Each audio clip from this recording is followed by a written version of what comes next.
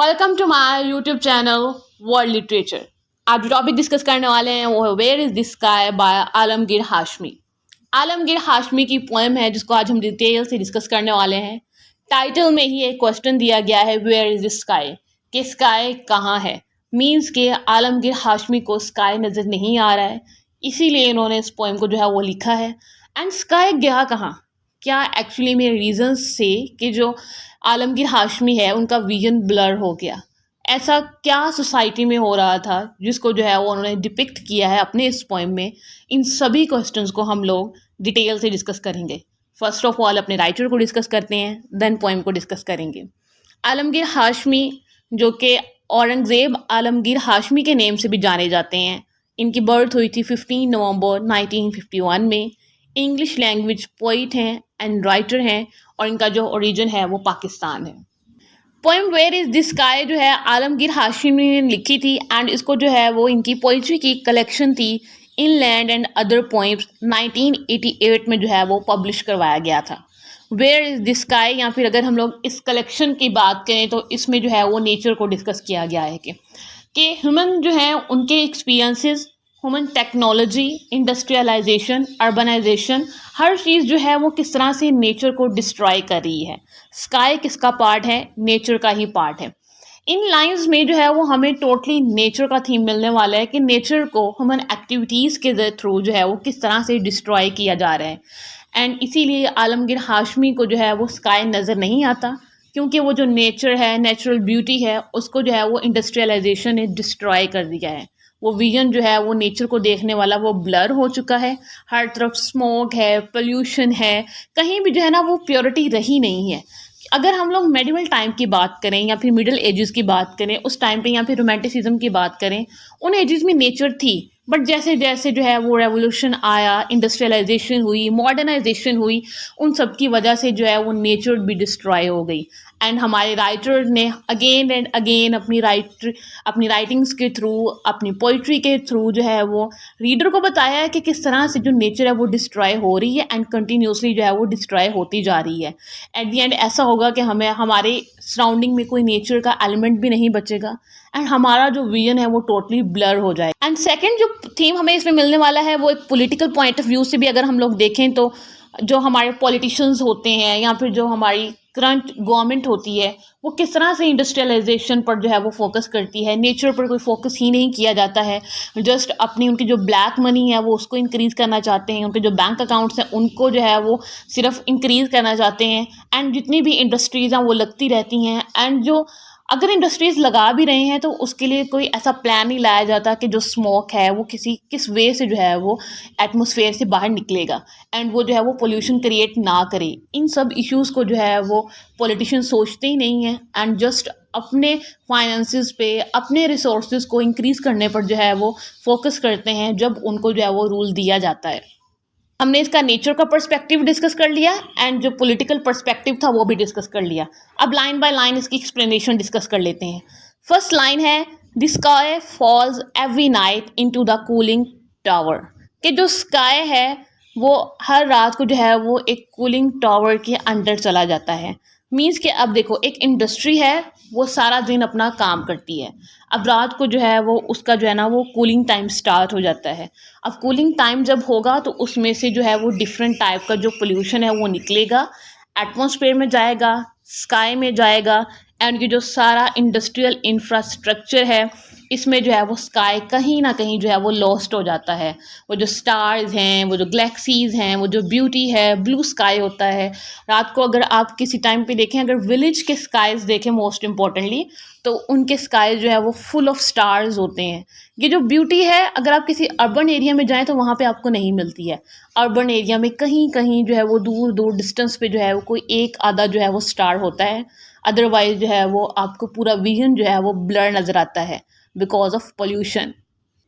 Second line है which spews an angry smoke screen of invisibility, कि अब जो वो कूलिंग टावर चलता है रात के टाइम उन इंडस्ट्रीज़ का, तो उसमें से जो है वो थिक ऑब्सक्योरिंग जो स्मोक है वो निकलता है, वो डिस्चार्ज होता है उसमें से, जिसकी वजह से जो नेचुरल वर्ल्ड है वो इरेज होना स्टार्ट हो जाती है, वो ब्लर होना स्टार्ट हो जाती है एंड उस स्मोक की वजह से सारा जो विजन है वो ऑब्सक्योर हो जाता है। تھرڈ لائن ہے ان the day I C winter Thar گیسپنگ for breath. Winter تھر جو ہے یہ ایک سٹی ہے جو کہ سوئٹزرلینڈ میں ہے. اب یہاں پہ اس کو مینشن کیا گیا ہے. عالمگیر ہاشمی نے اس کو اس کانٹیکس میں یوز کیا ہے اس سٹی کو کہ وہاں پہ جو ہے وہ پہلے نیچر تھی لیکن جیسے جیسے وہاں پہ انڈسٹریلائزیشن آئی, اربنائزیشن ہوئی, اس کے بعد وہاں کی ساری بیوٹی جو ہے وہ ختم ہو چکی ہے. وہاں پہ آپ کو بیوٹی اب بالکل بھی نظر جو ہے وہ نہیں آئے گی. اور وہاں کے جو رہنے والے ہیں وہ اتنی اپنی سروائیول کے لیے اسٹرگل کرتے ہیں کہ انہیں جو ہے وہ بریتھ کرنے میں بھی جو ہے وہ بہت ڈیفیکلٹی جو ہے وہ فیس کرنا پڑتی ہے. نیکسٹ ہے fourth line, it's sky جیزڈ up with wire sparking اوے.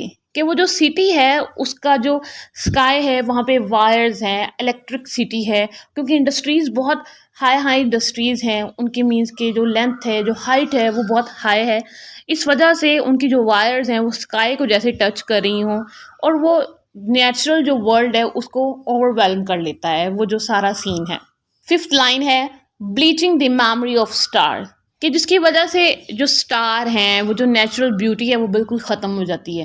کیونکہ جب اوپر پولیوشن جائے گا, جب نیچے سے اسموک اوپر جائے گا, جب وہ کولنگ ٹاور اپنے اندر سے سارا پولیوشن جو ہے وہ نکال کے ایٹماسفیئر میں ڈسچارج کر دے گا, تو اس کے بعد کیا ہوگا, جو سٹارز ہیں وہ ڈسٹرائے ہو جائیں گے, جو بیوٹی ہے وہ ختم ہونا سٹارٹ ہو جائے گی.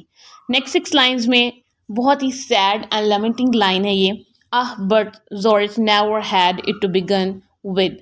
کہ ضرورت جو کہ اس کو بھی سوئٹزرلینڈ میں ایک سٹی ہے, اس کو بھی اسی کانٹیکس میں یہاں پہ یوز کیا گیا ہے کہ اس کا جو نیچرل ورلڈ کے ساتھ پہلے کنیکشن تھا اب وہ کنیکشن دوبارہ جو ہے وہ کہیں بھی نہیں ہو سکتا ہے, کیونکہ انڈسٹریز نے وہ ساری نیچر جو ہے وہ ڈسٹرائی کر دی ہے.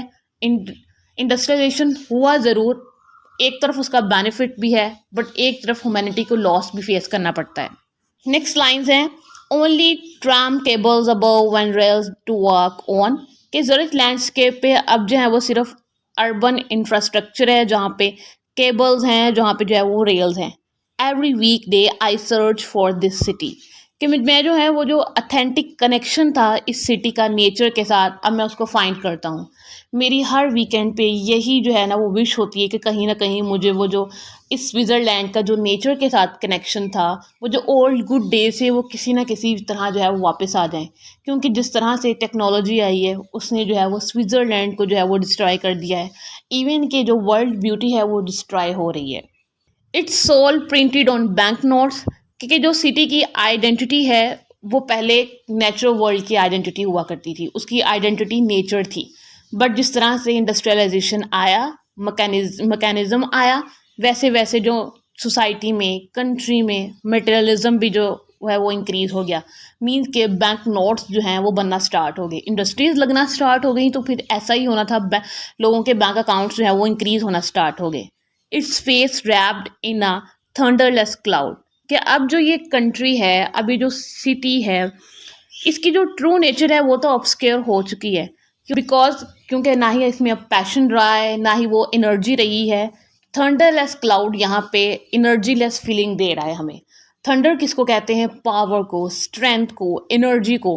ہم دیکھتے ہیں کہ جب اسکائی کے اوپر کلاؤڈز آتے ہیں, جب تھنڈر اسٹارم ہوتا ہے تو مینس کہ ہمیں اس میں سے ایک انرجیٹک فیلنگ آ رہی ہوتی ہے.